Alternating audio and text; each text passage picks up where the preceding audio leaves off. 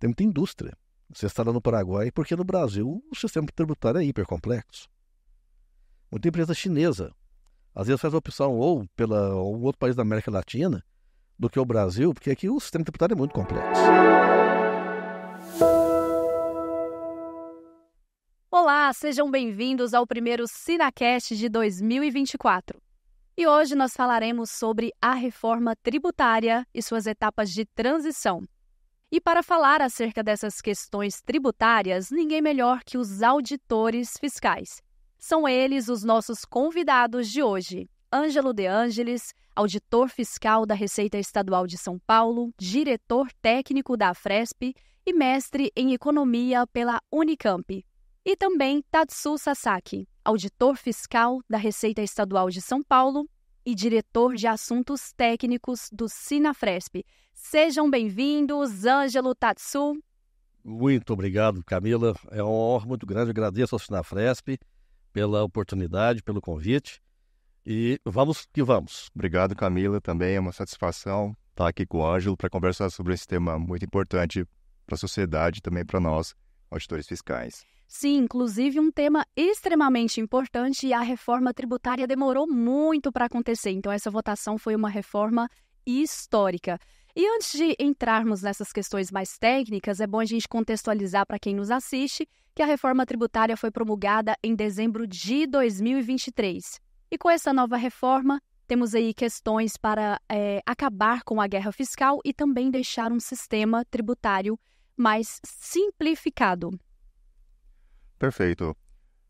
Hoje a gente vai tratar sobre alguns temas. A reforma tributária é uma reforma ampla, tem muitas questões envolvidas. Hoje a gente vai falar sobre uma parte dela, né? E já de pronto, vou pedir para o Ângelo fazer uma breve apresentação de alguns slides sobre essa parte inicial da reforma.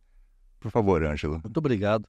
Como bem o disse o Tatsu, a reforma ela é muito ampla. Ela tem diversos assuntos que não dá para tratá-los todos, sendo num único podcast.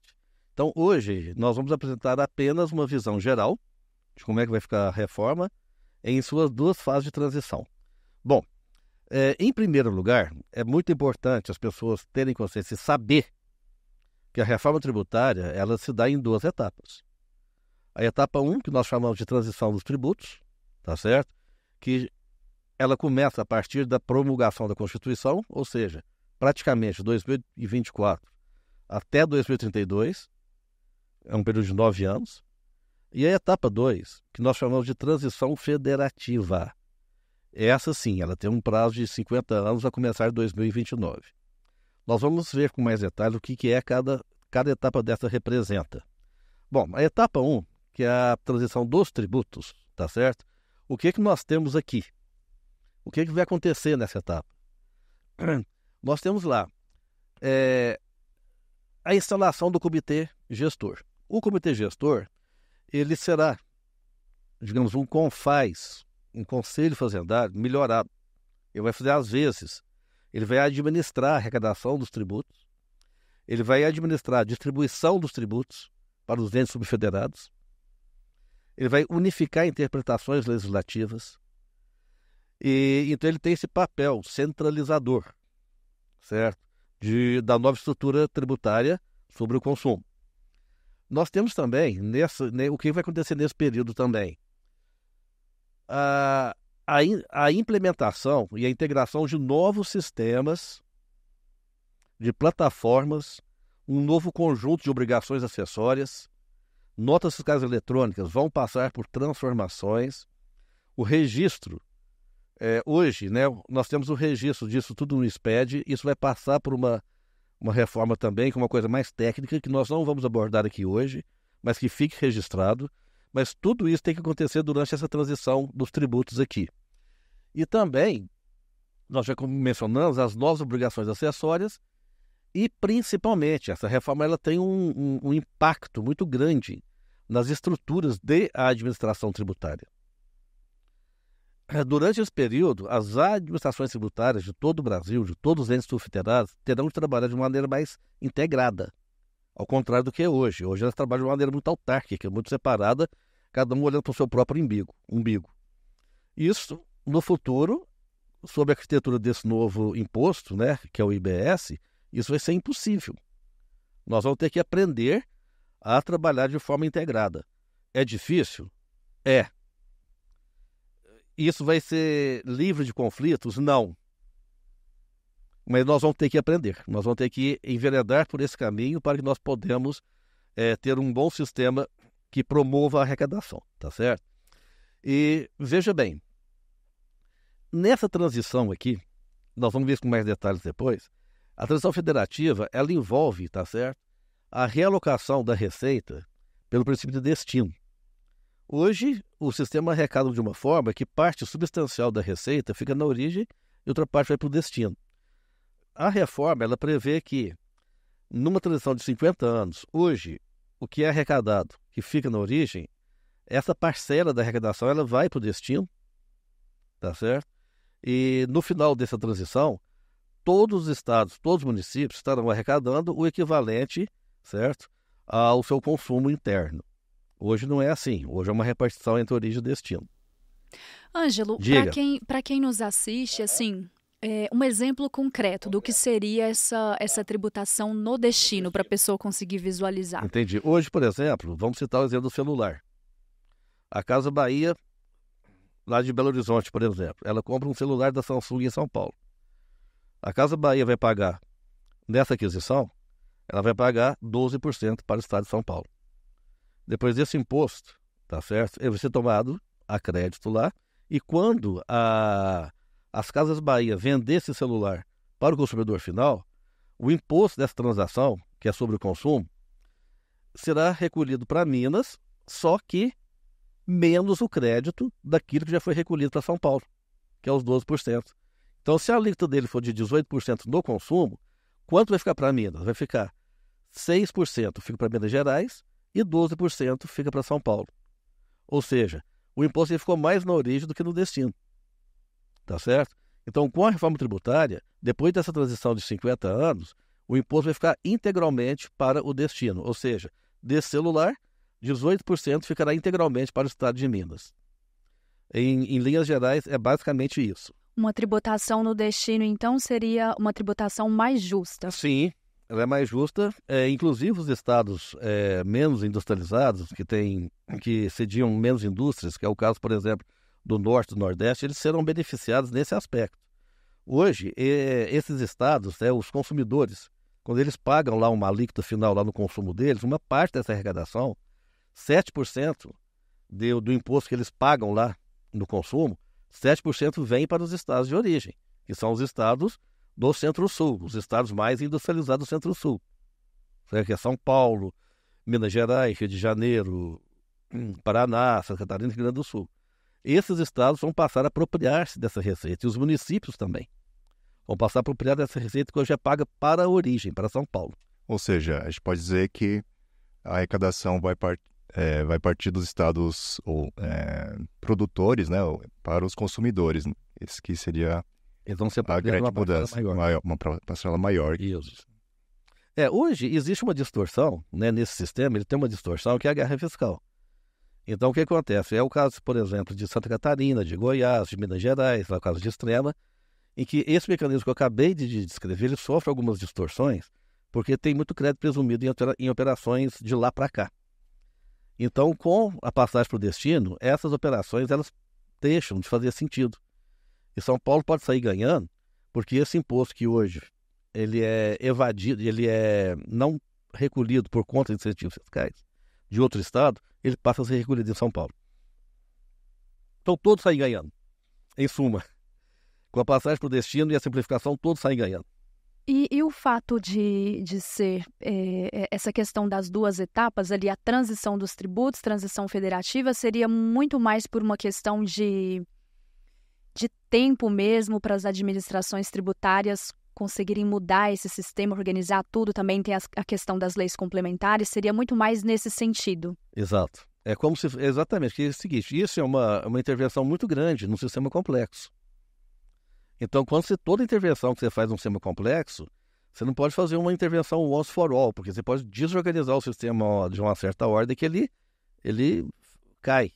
Então, é uma transformação, digamos, paulatina, para que aconteça isso que você falou, Camila, para que haja um tempo para as administrações tributárias se reorganizarem e os contribuintes também se reorganizarem, tá certo? E para que nós consigamos implementar nesse período de 9 anos todos os sistemas operacionais necessários para lançar, apurar e recolher o imposto, que vai ser um sistema totalmente diferente do que existe hoje. Então, o que acontece? Ainda na transição federativa, certo? Além, obviamente, que realocação pelo princípio de destino implica o quê?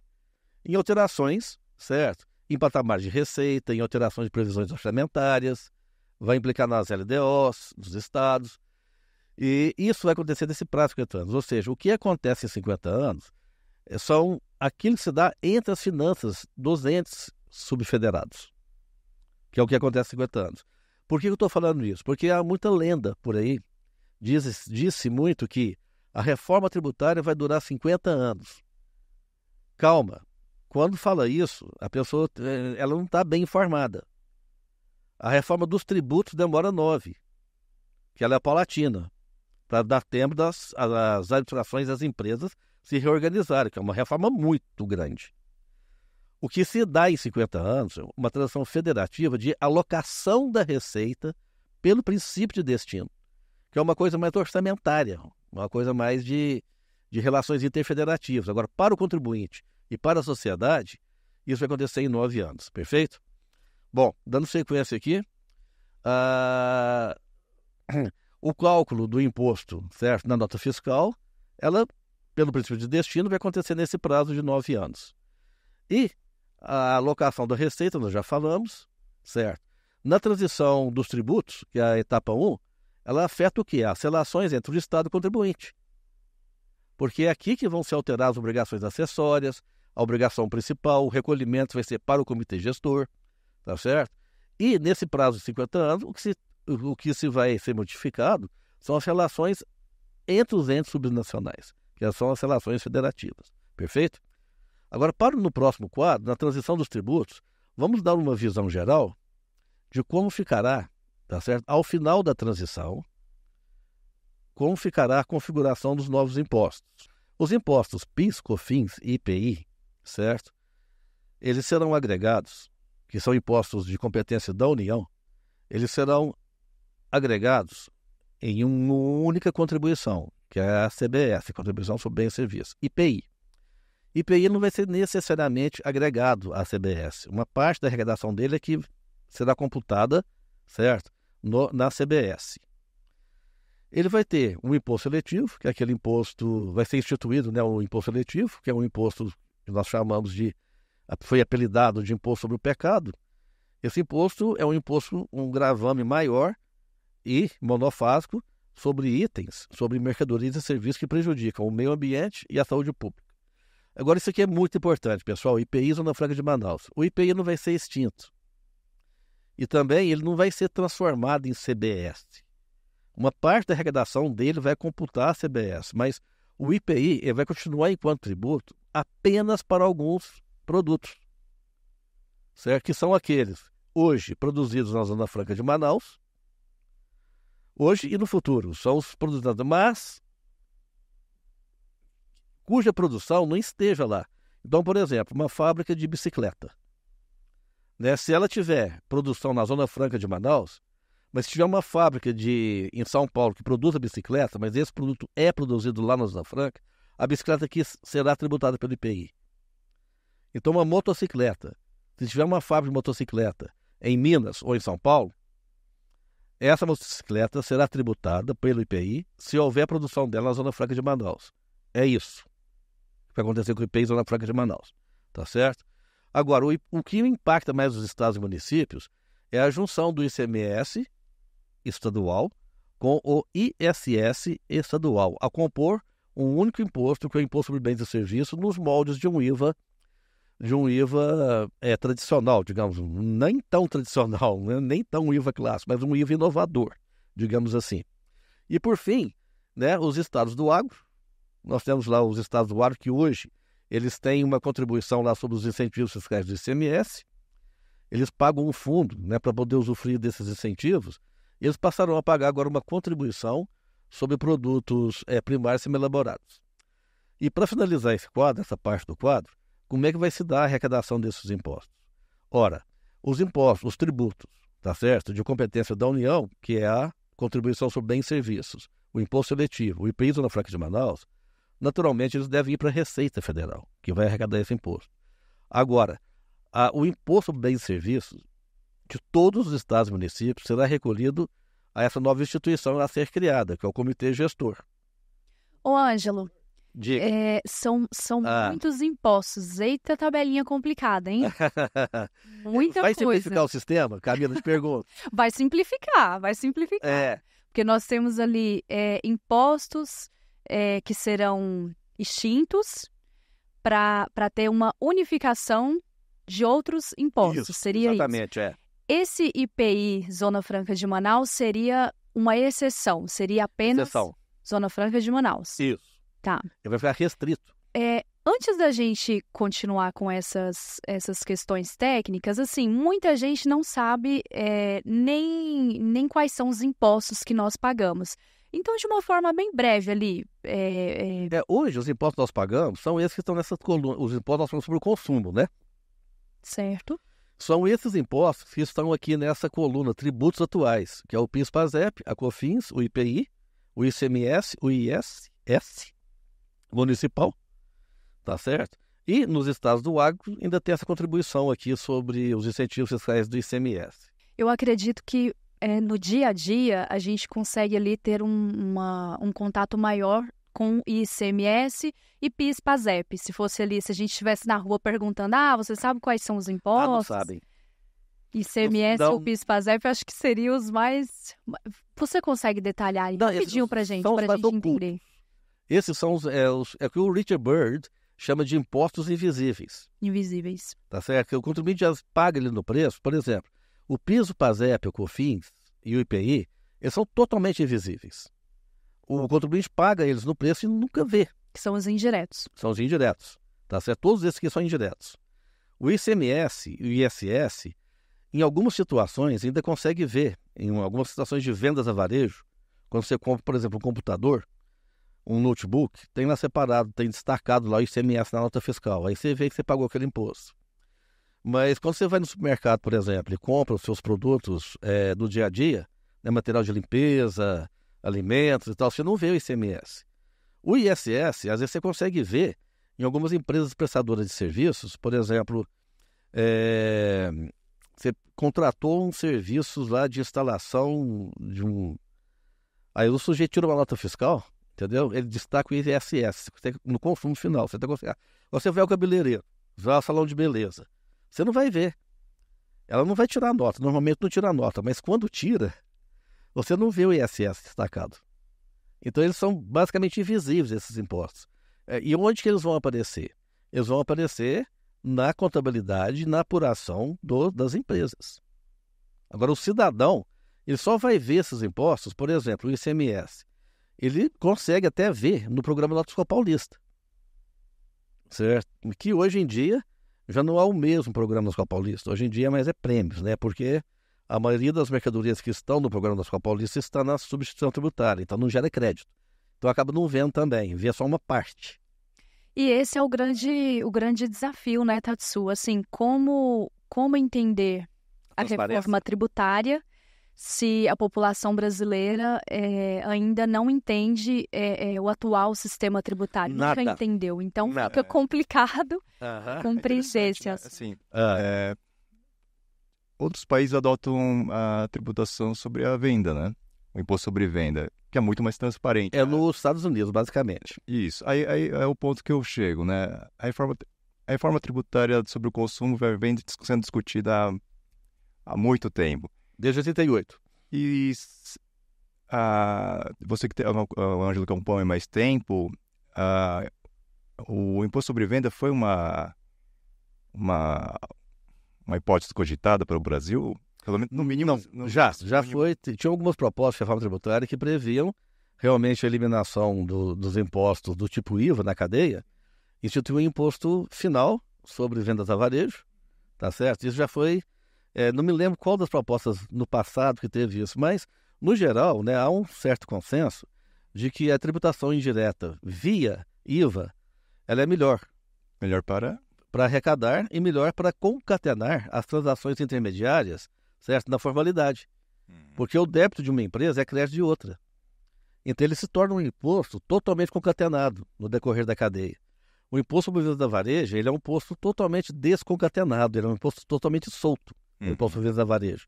Então, para você arrecadar esse imposto, é muito mais complexo. Para ter a mesma arrecadação equivalente ao do IVA, certo? A dispersão de contribuintes que há no varejo ela é muito grande. Perfeito. Então, você não consegue arrecadar da mesma forma, com a mesma facilidade, como você arrecada um IVA. E, além do mais, o IVA, ele amarra as transações, certo? Pelas relações de débito e crédito ao longo das cadeias produtivas. O IVV não tem essa característica. Ô, Ângelo, adotar o IVA é uma forma de simplificar o nosso sistema tributário e quais países adotam o IVA? Quase todos. Pelo menos no mundo desenvolvido, quase todos os países adotam o IVA, tá certo? E nos emergentes também. A Índia já tem um IVA super moderno, digamos, Nova Zelândia. Todos os países de primeiro e de emergentes têm IVA. Então é um caminho assertivo. Isso já foi consolidado no mundo. Há os críticos do IVA, certo? Por exemplo, o professor Marcos Cintra Cavalcante é um dos maiores críticos do IVA. O IVA tem seus problemas. Ele simplifica a tributação indireta na cadeia. Se for um IVA clássico, um IVA bem desenhado, ele simplifica. Agora, um IVA mal desenhado, que nem é o ICMS... O que seria um IVA bem desenhado? O IVA bem desenhado é o quê? Ele é amplo, ele abrange todas as operações e transações comerciais e de prestação de serviços, tá certo? Ele tem uma alíquota, normalmente tem poucas alíquotas, de 3, no máximo 4 alíquotas. Ele dá créditos para todas as suas aquisições, né, operacionais e de investimento, e ele desonera as exportações e os investimentos. O nosso ICMS, ele nasceu com a pretensão de ser um IVA. E ele está morrendo como uma coisa totalmente maluca. Você nem pode mais chamá-lo de IVA, porque ele está cheio de monofasias, cheio de subvenção tributária, cheio de regimes de exceções, créditos presumidos. Ele virou uma complexidade tal, porque ele não tem de dispersão de alíquotas, de dispersão de base de cálculos. Cada estado faz o seu de um jeito diferente. Virou um verdadeiro manicômio. A princípio, ele nasceu para ser como o IVA. Como o IVA. Aí, ao longo do tempo, da trajetória, foi corrompido. Ele veio sendo paulatinamente corrompido. Exato, até virar essa parafernália que ele é hoje.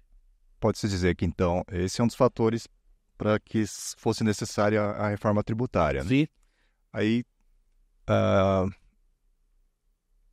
sim. Quais também seriam os outros fatores? Olha, veja bem, existe a questão do desenvolvimento regional, né? O desenvolvimento regional é uma política, né, de atribuição do governo central que não vem sendo exercida desde 88.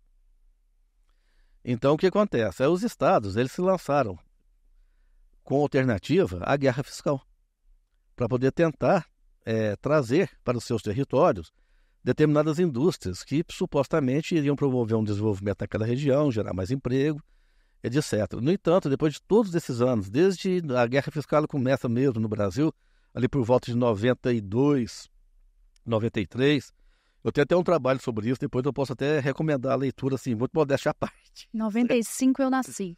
Pois é, ela é mais velha que você, a guerra fiscal. E o que acontece? A guerra fiscal, ela, no final das contas, ela não promoveu o desenvolvimento regional como se deveria, ela corroeu a finança de vários estados, tá certo? E chegou num certo ponto que guerra fiscal é o que os americanos chamam, os autores de língua inglesa, chamam de race to the bottom, quer dizer, corrida para o fundo do poço. Foi o que aconteceu. O abraço dos afogados. Né? O abraço dos afogados. Chegou a um certo ponto que os estados já estavam numa situação de periclitância tão grande que concluíram que, olha, nós temos que vencer esse desafio da guerra fiscal. E como nós vamos tratá-la, certo? Precisou de uma decisão do STF. E a reforma tributária combate essa guerra ela fiscal? combate a guerra fiscal tal qual a conhecemos hoje, que é uma guerra fiscal muito predatória, é uma guerra fiscal que corrói as finanças de vários estados, tá certo? Ela combate essa guerra fiscal. Agora, a imaginação do brasileiro não tem limites, certo? Quando você institui essa reforma tributária com o imposto no destino, e outra coisa, com a proibição. Então, uma nova configuração de guerra fiscal pode surgir mesmo com a reforma. Pode. O pessoal fala muito de guerra de alíquotas, tá certo? Só que tem um detalhe. Guerra de alíquotas, como é no destino, então o Estado que aumentar a sua alíquota, entendeu? Ele pode espantar uma empresa, e o Estado que diminuir a sua alíquota, ele pode atrair aquela empresa na nova configuração. Só que tem um detalhe. O Estado que diminuir a sua empresa diminuir a sua alíquota para atrair empresa, ele vai ter que diminuir as alíquotas de todas as operações que se realizam no Estado. Então, as empresas que forem para lá, certo? O imposto que elas vão recolher vai ser para o destino, não vai ser para onde ele diminuiu. E vai ser débito e crédito. Então, você tem que ver a consequência prática disso e a consequência disso, em última instância, se esse tipo de guerra fiscal realmente vai ser um bom negócio para o Estado ou para o município que conceder redução de alíquota para atrair empresa. O efeito sistêmico disso e os desdobramentos sistêmicos disso pode ser pior, ou seja, pode sair a encomenda, como é que se diz? Pode sair pior que a encomenda, né? Como é que se diz a expressão popular? Tá certo? Ô, Ângelo, e para quem nos assiste, assim, de uma forma bem simples, para a pessoa entender o quão prejudicial é a guerra fiscal, o que é guerra fiscal? É quando o Estado concede depender. Como o imposto hoje ele tem uma configuração de origem, a guerra fiscal é o seguinte, é um incentivo fiscal que um Estado dá para atrair as indústrias, as empresas ou os fluxos comerciais de outros estados, para desviar ou atrair indústria de outros estados. Então, por exemplo, Arisco, que estava em São Paulo, foi para Goiás por conta de guerra fiscal. Várias montadoras, certo, foram para determinados estados por conta disso. A Ford foi para a Bahia por conta de guerra fiscal. Né? Aí você tem no Paraná, por exemplo, você tem uma série de indústrias que se instalaram no Paraná, indústrias automobilísticas, que se instalaram no Paraná por conta também de guerra fiscal. Minas Gerais, por exemplo, você pega aqui ao sul de Minas, a cidade extrema, por exemplo, Minas Gerais tem uma série de incentivos fiscais que atraiu diversos galpões, inclusive, comerciais, de indústrias paulistas, que se instalam lá, a mercadoria vai até a extrema e volta para São Paulo. Então, isso gera uma ineficiência econômica muito grande. Vou dar um outro exemplo, Santa Catarina. Santa Catarina tem lá a Guerra dos Portos. Ela dá incentivos fiscais para importação via o Porto de Itajaí, Navegantes São Francisco, principalmente Itajaí. E agora estão fazendo um investimento grande no Porto Navegantes para atrair canais de importação de São Paulo para lá. Então, com isso, você acaba desviando o fluxo comercial, que seria pelo Porto de Santos, que realmente é um porto mais congestionado. Aí você vai para um porto menos congestionado e com incentivo fiscal, essas mercadorias vêm para São Paulo carregando créditos de 4%, mas de um imposto que não foi pago na origem. Então, com isso, você diminui a arrecadação de São Paulo. Isso é um exemplo, tá certo? De como a guerra fiscal é prejudicial para a finança. Aí, o Estado vizinho dá um outro incentivo, porque o outro deu incentivo e traiu o indústria para lá. Aí o Estado vizinho, o Paraná, vai dar outro incentivo. Aí vira uma configuração totalmente ineficiente do ponto de vista econômico, porque você cria circulação de mercadorias totalmente desnecessária. E no fim, a população que acaba sendo prejudicada, porque os serviços públicos ali são oriundos dos impostos. Isso. Então, se eu tenho essas empresas com incentivos fiscais, naturalmente o Estado não terá uma arrecadação tributária maior. Adequada, exatamente. E há quem diga que esses incentivos fiscais eles promovem o emprego nos estados, tá certo? Mas isso, se você pegar as estatísticas de emprego desses estados, com a guerra fiscal, não melhorou muito. Normalmente, por exemplo, quando você dá um incentivo para uma grande indústria automobilística aqui, para ir lá para o Camaçari, por exemplo, qual que é o emprego que você gera ali? Você gera emprego para a alta classe média, que são engenheiros, não é emprego em massa. Certo? O emprego de ocupações de menor valor agregado, você gera algum ali na região, mas não é uma coisa em massa. Por quê? Porque a guerra fiscal ela não promove adensamentos substantivas das cadeias produtivas locais. A Caoa, instalada em Anápolis, Goiás, ela não provocou um adensamento, certo? Um complexo industrial automotivo na região. Então não gera emprego em massa. Fica ficando um voo de galinha, vamos dizer assim. É um voo de galinha. Um voo de galinha com tendência a ir para o fundo do poço. Uhum. porque terminados os incentivos, não há mais motivo para continuar no local, né? E não há uma avaliação disso, Tatsu. Sim, é pior ainda. Pior ainda, não há uma avaliação. Agora, com a reforma tributária, os incentivos fiscais eles têm que ser revistos e a sua eficácia comprovada a cada 5 anos. Se ele não cumpriu o objetivo a que ele foi proposto, ele é revogado. E isso hoje não existe. Você tem incentivos aí de quantos anos? Tá? E outra, todos os incentivos fiscais que foram concedidos no âmbito da guerra fiscal, eles eram normalmente declarados inconstitucionais pelo STF, porque os estados entravam com ações diretas de inconstitucionalidade uns contra os outros. Só que quando era declarada uma inconstitucionalidade de um incentivo, o estado, o que acontecia? Ele editava outra lei concedendo um incentivo semelhante. Aí você teve uma explosão de incentivos fiscais. Olha, eu tô preocupada aqui porque de todos os exemplos que ele citou de guerra fiscal, só Goiás disparado, que isso? Deixa eu te falar então, além de Goiás, porque Goiás é um dos estados que mais dá incentivo, que mais deu incentivo, e a guerra fiscal clássica, ela começa com Goiás. Olha, pioneiro. Agora, só que é o seguinte, tem outros estados também. Se você pegar o mapa dos incentivos fiscais, hoje, os campeões são Santa Catarina, Minas Gerais, tá certo? Bahia, Pernambuco e Espírito Santo. Ele já teve um papel muito grande na guerra fiscal, que é a guerra fiscal dos portos. Ele tinha um programa lá chamado Fundap, deve ter até hoje. Através desse programa, o Espírito Santo desviou muita importação, que seria feito por São Paulo, foi feito por lá. São Paulo e outros estados, né? E foi feito pelo Espírito Santo. Mas hoje eu diria que Minas Gerais e Santa Catarina são muito mais preponderantes na guerra fiscal do que Goiás. Será que com a nova reforma, Goiás será pioneiro em criar uma outra guerra fiscal? Quem será? Não só Goiás, certo? A criatividade do brasileiro, como nós dissemos, é muito grande. Pode ser que surjam outras formas.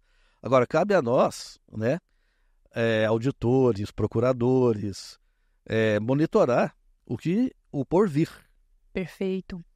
Ô, Tatsu, poxa, demorou muito para essa reforma acontecer, desde 88, essas questões sendo discutidas. Para você, essa demora se deu em razão da complexidade do sistema tributário ali, de encontrar soluções para que tudo isso fosse resolvido, para que o sistema tributário fosse simplificado, para que fosse um sistema justo? Ou também referente ali a várias questões políticas? Afinal, por que demorou tanto para o Congresso aprovar uma reforma? Bom, acho que aí o Ângelo, que acompanha há mais tempo, pode dizer melhor, mas acredito que a tributação é uma questão política, inerentemente, né? Inerentemente política. E antes de até econômica. Então, precisava ter as condições políticas necessárias para ter chegar numa aprovação de alguma proposta, alguma que fosse, né? Então, essa discussão, ainda que fosse um IVA, mesmo que seja consensuado que seja um modelo de um IVA, né? Então, há uma proposta técnica que aparentemente já vinha sendo gestada. Agora, na verdade, até o início do ano, talvez do passado, né? Até havia muita dúvida se de fato fosse passar politicamente. Mas passou. Então, de muitos segmentos da sociedade havia grandes dúvidas. Então, muito mais, principalmente nas questões tributárias, né? É uma questão política. Aí eu aproveito, né? Pergunto também, Ângelo, assim, tudo isso, nós estamos falando guerra fiscal no âmbito do ICMS, né? A guerra fiscal em relação ao IPVA, até dentro do âmbito dos estados, né? E aparentemente, de uma certa forma, essa reforma ela endereça muitas das questões que você falou, né, de um IVA razoável, né? E aí queria comentar também, por exemplo,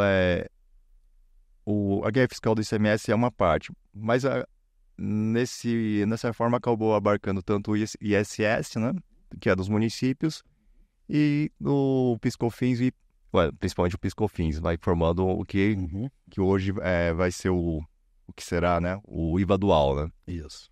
Aí eu queria que você comentasse um pouco sobre como a gente chegou de um problema mais ou menos localizado para conseguir abarcar Todo, né? um todo maior, né? Que seria um complexo da tributação do consumo, né? Isso. Se você puder comentar para a gente. Outra disso é o seguinte, eu esqueci de mencionar que além da guerra do ICMS, você me lembrou muito bem, tem do IPVA, tem do ITCMD, agora vai mudar.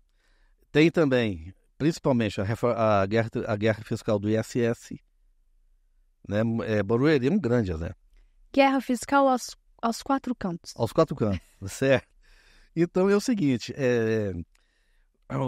qual que foi a sacada, né? A discussão técnica que vem desenvolvendo desde 2012, né? Aqui em São Paulo, né, eu considero assim, muito modéstia à parte, como o marco mesmo dessa discussão assim, de forma mais substantiva, mais abrangente, foi com o Movimento Viva, coordenado pelo nosso saudosíssimo Lobato, certo? Então, quando você começa a... José Roberto Soares Lobato, que foi diretor técnico da Fresp, e hoje eu me sinto até assim, incomodado de ocupar essa posição, porque eu não chego nem aos pés dele, entendeu? Ele não toca piano? Ele já faleceu. Saudoso. Saudoso Lobato. Não tocava piano, Ó, o seu diferencial, você toca piano. Mas ele tinha uma cultura, assim, era uma pessoa muito culta, uma pessoa muito tal. Então, através dessas discussões que teve início, em São Paulo teve início lá, mas depois foi abrangendo o Brasil todo, os estados começaram a entrar na discussão, começaram a levantar essa discussão também.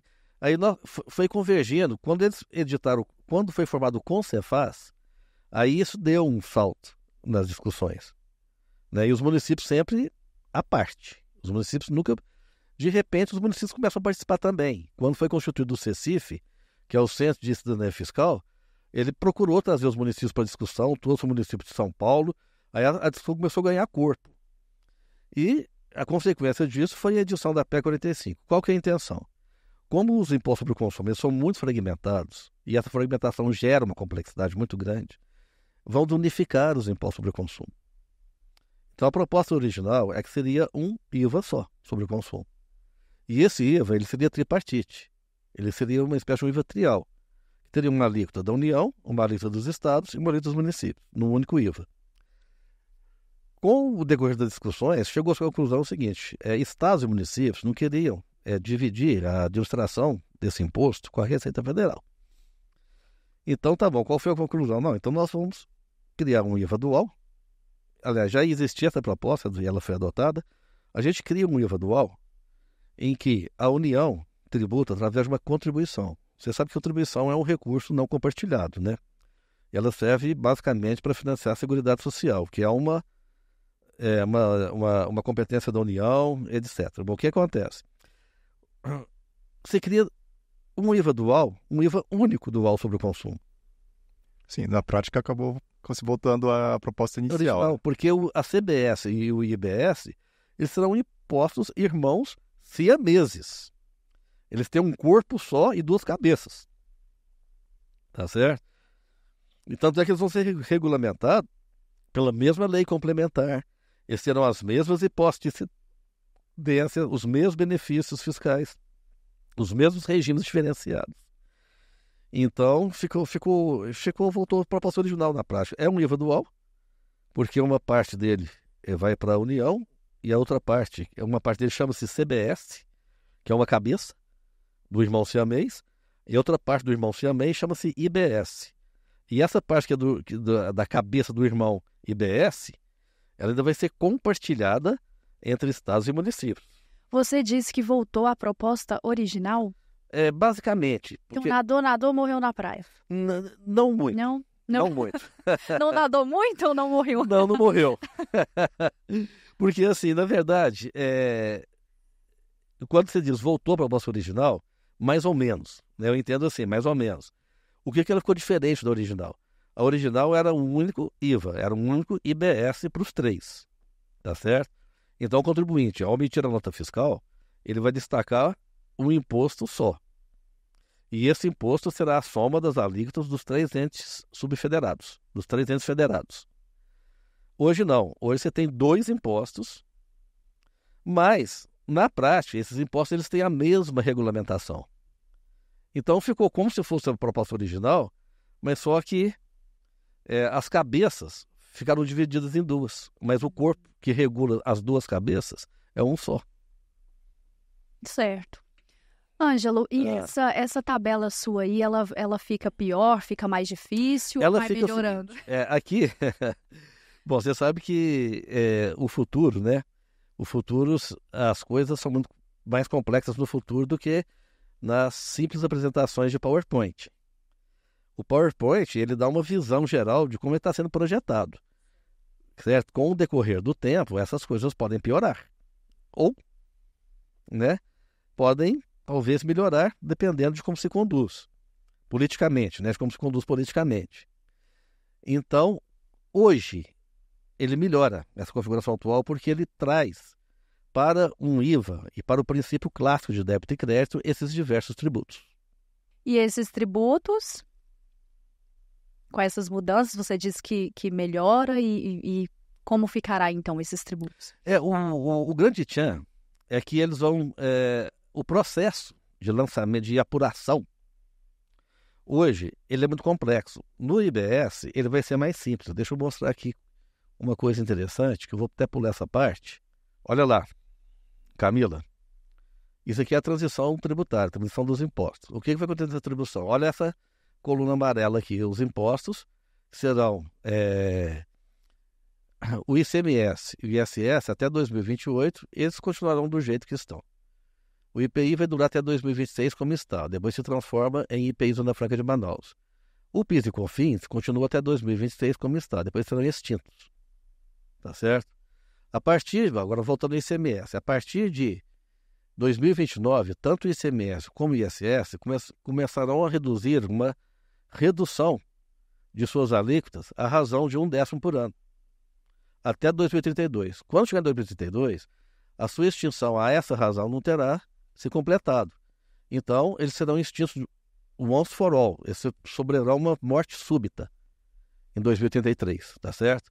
IPI Zona Franca de Manaus continua e o PIS e COFINS já terão sido extintos desde 2027.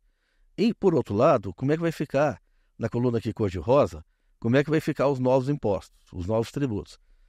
São 4. A CBS, o IBS, o Imposto Seletivo e a contribuição sobre produtos primários e semi-elaborados. Esse para os estados do agro. Vamos nos concentrar aqui, primeiramente, na CBS e no IS. Em 2026, ainda com os impostos atuais vigentes, será cobrado 0,9% de CBS e mais 0,1% de IBS a título experimental.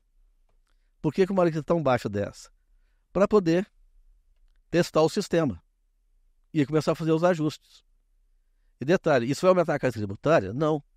Porque essa CBS e esse IBS poderá ser descontado da PIS e COFINS a ser recolhido neste ano. A partir do próximo ano, 2027, a CBS já entra com a alíquota dela. Eu coloquei 7,9, mas é um chute. Ninguém falou que é isso. Eu que falei, porque é um chute. E mais 0,06% do IBS estadual, mais 0,06% do IBS municipal. Aí, a título experimental ainda. Você pode perceber que IBS vai ficar a título experimental a partir de 2020 até 2028. A partir de 2029, quando o ICMS e ISS começa a cair, a razão de 1/10, o IBS começará a ser recolhido na mesma proporção, com alíquotas, certo? Alíquotas específicas na mesma proporção. E realmente são muitas mudanças, é algo muito complexo, precisa ali ter um período de transição, sim, de fato. Para acomodar todas essas transformações. Eu fiquei com uma dúvida aqui, Tetsu, e Ângelo também, esses fundos aqui a serem criados, sim. Ontem você compartilhou comigo uma notícia sobre uma decisão do governo em relação a fundos de investimentos para enfim, coibir ali a questão dos super ricos encontrando brechas. São esses fundos aqui ou não tem a ver? É outra coisa? Isso. Não, são fundos distintos. Nesse caso, trata de fundos para um de desenvolvimento regional, meio para compensar, né, o fim da guerra fiscal, vamos dizer assim, e o outro para compensar as empresas, né? Aqui eu já gostaria de fazer um pouco de pergunta para o Ângelo, assim, por exemplo, né, se há uma manutenção do ICMS, né, de uma certa forma, até 2032, será que de fato precisaria de um fundo de compensação dos benefícios para as empresas, né? Porque não seria um prêmio em dobro, vamos dizer assim? Então, aí é que está. Isso não está regulamentado, né? Uhum. Que, por exemplo, se ele começar a vigorar, a Constituição diz que a partir de 2025, tá certo? Sim. 2025 ainda estão rolando os benefícios do ICMS. Exato. E esses fundos, qual que é o objetivo deles? É uma subvenção, subvenção é dinheiro direto para a empresa, do caixa do governo para a empresa, certo? Esses fundos é para compensar a reorganização das operações, da logística, dos investimentos dessas empresas. Elas podem se antecipar, entendeu? Elas podem se antecipar e muitas já estão se movendo, muitas já de olho nessas subvenções, porque é dinheiro, é liquidez em caixa.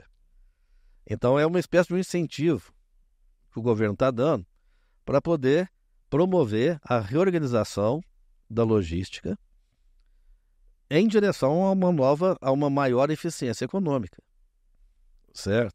Então ele tem esse caráter, né? É uma subvenção com esse fim. Nós precisamos mudar a configuração da estrutura produtiva e da estrutura de distribuição deste país, que foi montada com base em guerra fiscal. Agora, para sair desse imbróglio, nós temos que colocar um recurso lá, tá certo? Para as empresas se reorganizarem. Alguns já estão se antecipando, já de olho nessa liquidez. Agora, isso aí foi uma condição para que os estados aprovassem a reforma, para que os parlamentares que representam estados aprovassem a reforma. Isso aí foi, negociado. Se não entrar fundo de compensação de benefício fiscal, nós não vamos aprovar. É liquidez. Para as empresas, Para as empresas, uhum. É despesa do governo. Da União, no caso. Da União. Esses dois fundos, no caso, vão sair do fundo da União, do Tesouro da União, né? Isso. Uhum. O Fundo de Desenvolvimento Regional, ele vai para os estados e para os municípios, para fazer despesa pública, certo? Que promove o desenvolvimento regional, infraestrutura, etc. Né? Então, o que acontece? E o outro não, o outro vai para as empresas, para poder reorganizar a sua. Quando você dá uma subvenção, você está injetando liquidez na empresa. A empresa vai querer esse dinheiro para poder fazer o quanto antes a sua reorganização logística.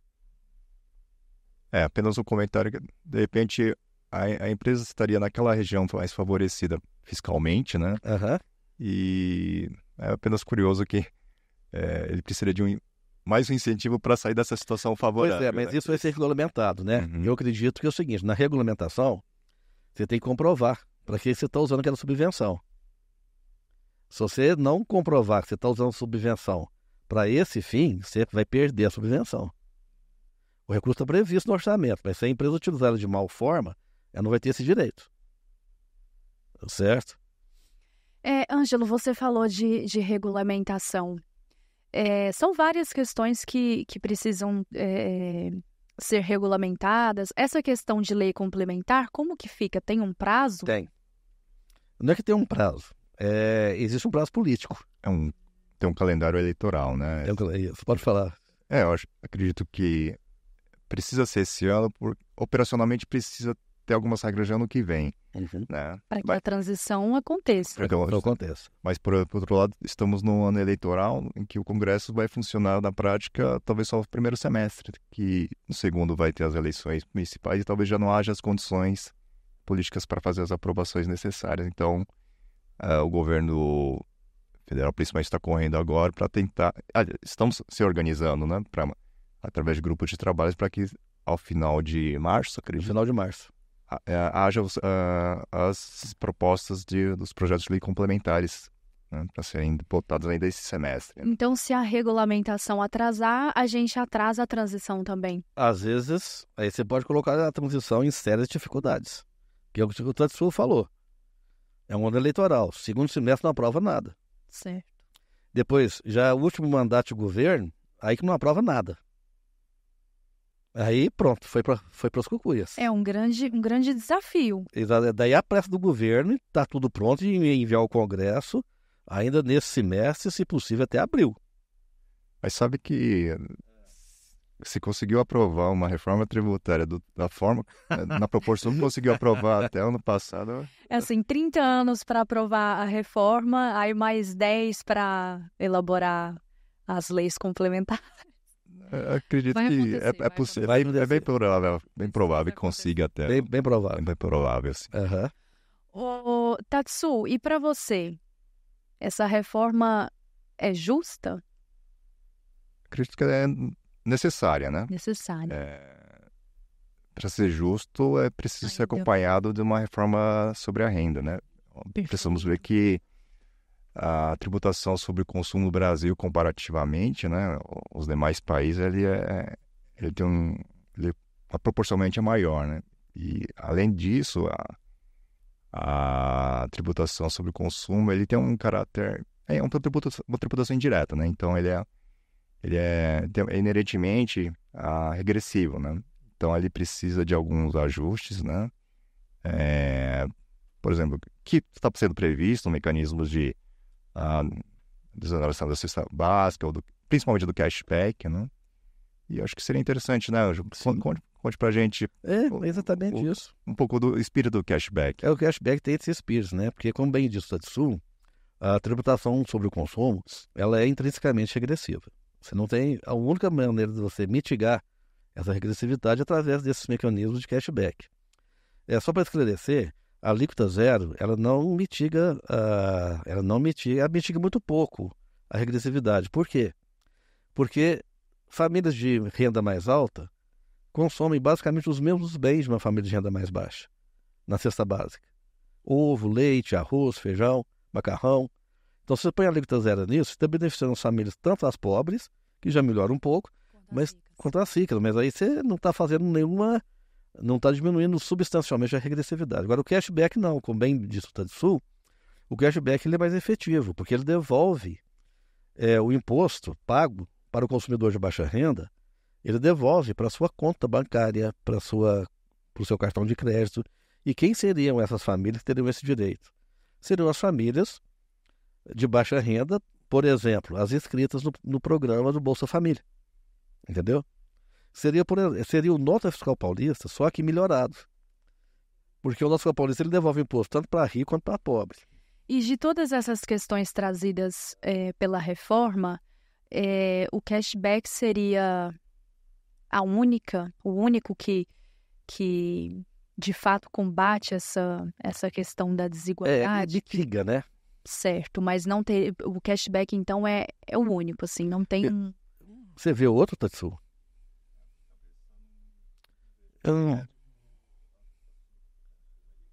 Eles têm essa característica de uma proporção muito grande, né? Uma carga alta, então precisaria que a tributação sobre renda e patrimônio aumentasse sua participação e de tal forma que pudesse também aí compensar, né? Sem aumentar a carga total, diminuir a participação da tributação sobre o consumo para ser um pouco mais justo, né? Porque realmente quando se tributa o consumo não se vê quem está comprando, se é o cidadão, né, de baixa renda ou se é alguém de mais alta renda. O cashback ele olha, né, olha essa situação da pessoa, fala assim, a pessoa de baixa renda consumiu determinados valores e disso uma parte esse imposto sobre consumo que será devolvido. O que não vai acontecer com aquela cidadã de alta renda porque não precisa, né? Então, o cashback, ele olha a condição da pessoa, né? Aí, nesse sentido, acaba se tornando menos regressivo. Agora, o que é progressivo por natureza é o imposto sobre renda, né? Porque justamente ele olha a condição da pessoa inerentemente e vai fazer a tributação, é capaz de fazer essa tributação de forma mais justa e progressiva, né? Quem pode, é o espírito do quem pode mais, contribui mais para a sociedade, né? Isso seria através desse mecanismo da tributação sobre a renda e patrimônio, né? Então, só para concluir, só para reforçar, é que é preciso, voltando àquela questão, é justo? É necessária no sentido de reduzir a complexidade e a litigiosidade, todas as mazelas que acompanharam a evolução do ICMS, do ISS, do PiscoFins também, é um outro mundo de complexidade. E nisso ele reduz a complexidade, onde pode completar na questão dos impactos econômicos, né, dessa reforma. Então ele reduz a complexidade do sistema, e nisso vai aumentar os efeitos indiretos, né? Mas o principal, sob a ótica da tributação, precisamos olhar a tributação sobre a renda, né? Então, mesmo com uma reforma tributária sobre a renda, o Brasil só terá um sistema tributário justo quando acontecer uma reforma sobre a renda. Que é difícil. Que é difícil. Porque é o seguinte, nesse país rico não quer pagar imposto e o Estado não tem um poder coercitivo, que nem, por exemplo, o Estado alemão. Entendeu? Então, por exemplo, o Tassu já falou. Eu vou repetir o que ele disse. Para diminuir a regressividade é só com a tributação, é mudar a estrutura geral do sistema tributário, privilegiando os impostos sobre a renda e sobre o patrimônio e diminuindo a tributação sobre o consumo. É este o modelo que tem nos países desenvolvidos. Lá eles tributam mais a renda e o patrimônio e menos o consumo, proporcionalmente falando. É o único jeito. Agora, sobre os efeitos econômicos, que o Tassu mencionou, essa reforma tributária, o que se espera, que eu acredito que vai acontecer, é aumentar a eficiência da economia pela reorganização das estruturas produtivas em torno de arranjos produtivos mais eficientes. Entendeu? Isso tem um efeito indireto de aumentar a arrecadação. Agora, isso é médio e longo prazo. Não se dá assim um once for all, né? Da noite para o dia. E outros fatores também concorrem para que isso aconteça, não só a reforma tributária. Então é basicamente isso. Por exemplo, investimento em tecnologia, mais investimentos em P&D, mais investimentos em infraestrutura, em educação, saúde pública, tudo isso concorre para que se promova o desenvolvimento econômico. A reforma tributária é um dos componentes, né? Que sim, ao promover um melhor arranjo das estruturas produtivas locais, aumenta a eficiência da economia e, por vias indiretas, a arrecadação. Perfeito. Uhum. Tassu e Ângelo, qual dica, enfim, recado vocês deixam para aqueles que nos assistem sobre a importância de sempre buscar, entender, compreender essa reforma tributária, porque é um assunto bem complexo. Para vocês que são auditores fiscais, ali o dia a dia, é algo que vocês já estudam, já trabalham com isso, então fica mais fácil de compreender essas questões abstratas, mas assim, para a população ali de uma forma geral, por que é tão importante a gente entender como funciona o nosso sistema tributário e entender essas questões econômicas, entender como se dará essas etapas de transição da reforma? Bom, vou deixar o convidado por fim. Particularmente em relação à tributação sobre o consumo, da forma como ocorre no Brasil, né? Acho que o Ângelo já comentou, nós cidadãos, os consumidores, apenas pagamos no produto lá, no preço do produto, né? O bem e serviço, o imposto. Então, para nós, somos, como se diz, o contribuinte de fato, né? Agora, aqueles que acabam recolhendo, né, fazendo todas as obrigações, o que a gente chama de obrigações principal e acessória, como a parte da documentação, tudo recai para as empresas, né? Todo mundo que participou economicamente até chegar, né, essa caneta até a mim, que eu comprei em alguma loja, né, são participantes desse processo, então eles, de uma certa forma, são mais participativos desse processo político-econômico, né, de definição do tributo. E para a gente, o cidadão, né, como contribuinte de de fato, somos apenas os pagadores. Então, nós não temos justamente essa transparência. Por isso que, apesar das críticas em relação ao imposto sobre a venda, né, de uma certa forma, no final, quando tem imposto sobre a venda, ele sabe que o imposto que eu estou pagando é R$100 mais 10 ou 15 reais de imposto. Então, ele se fala, né, custa R$100 mais 10 de imposto aqui. Então, é claro isso, né? O que aqui não tem, não ocorre isso. Então, existe essa dificuldade. Por isso que o que eu quero dizer, assim, é um processo difícil, né? Para todos, mas é importante que acompanhe na leitura das notícias, procurando fontes mais confiáveis, seguras, né, de informação. Existem, aí sim, vai aprofundando na literatura acadêmica, tudo mais.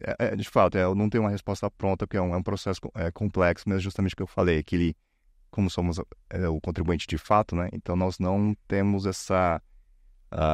dói, mas não percebemos essa dor, vamos dizer assim.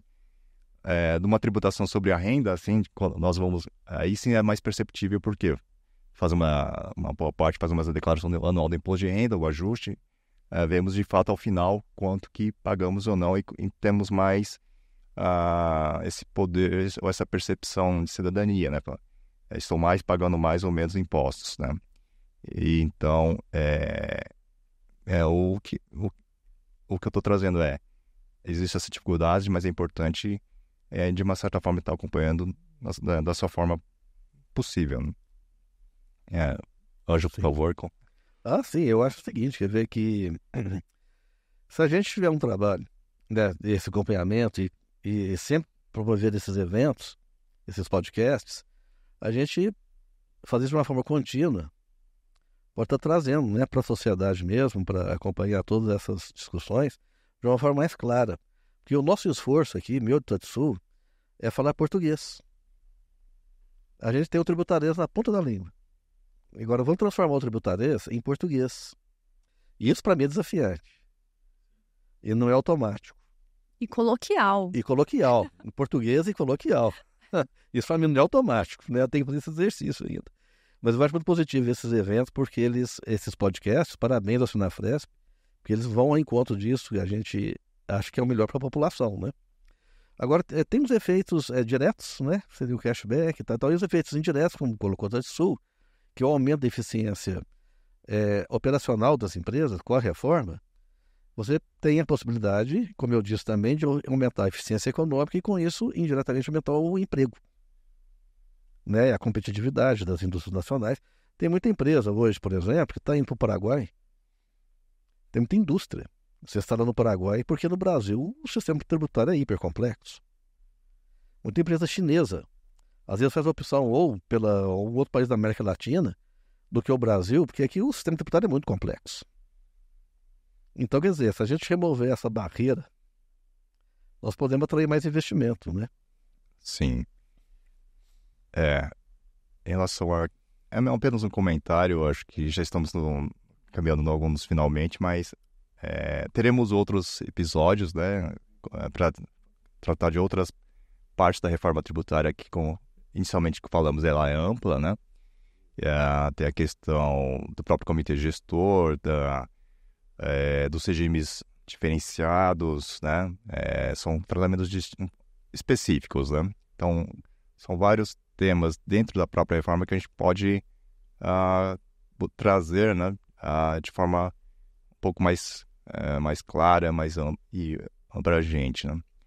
Eu acho que talvez deixando só uma provocação, né? Assim, resolvemos muitas questões. Aliás, a reforma pode resolver muitas questões econômicas, mas aí vejo aqui na tela o IPI Zona Franca, né? Como Isso. Acaba se tornando talvez um fator de desvios de recursos. Total desvio.